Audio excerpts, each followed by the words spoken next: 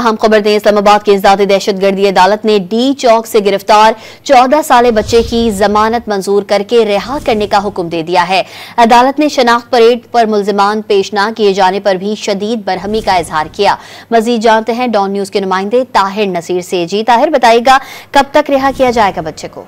जी देखिए, इस्लामाबाद की इंसानी दहशतगर्दी अदालत के जज अबुल हसनात जुल्करनैन ने डी चौक धरने से के मुकदमे जो गिरफ्तार माइनर बच्चे हैं उनकी जमानतों का सिलसिला शुरू कर दिया। और आज ताज़ा तरीन जो सूरत हाल है, अदालत की जानिब से 3 कम उम्र बच्चों को 10-10 हजार रुपए मुचलकों पर जमानतें दे दी गई हैं। अदालत ने दौरान समाज शनाख्त परेड के मुल्जिमान पेश न किए जाने पर सख्त बरहमी का इजहार करते हुए रिमार्क दिए कि अगर आज मुल्जिमान पेश न किए गए, commissioner Islamabad, deputy commissioner Islamabad, IG Islamabad और DIG इस्लामाबाद को तलब करूंगा। आज कोई माजरत कबूल नहीं होगी कि हर सूरत जो है मुल्जिमान को अदालत में पेश किया जाए। जो थाना सेक्रेटेरिएट में एक बच्चा था जो 21 अक्टूबर को अफगानिस्तान से पाकिस्तान आया था और उसको शहजाद टाउन से उठाया गया था, उसके वकील आगा सैयद फैसल ने दलाइल दिए कि ये इलाज कराने के लिए पाकिस्तान है और वापस जाएगा अपनी मां के साथ। अदालत ने दलाइल सुनने के बाद 10 हजार रुपए मुचलकों पर जमानत मंजूर की, जबकि दीगर जो 2 मुल्जिमान थे, शहजाद खान जिसकी उम्र 17.5 साल और सुमंदर खान जिसकी उम्र 16 साल थी, उनके वकील वली खान ने भी ये मौका अपनाया कि दोनों बच्चों को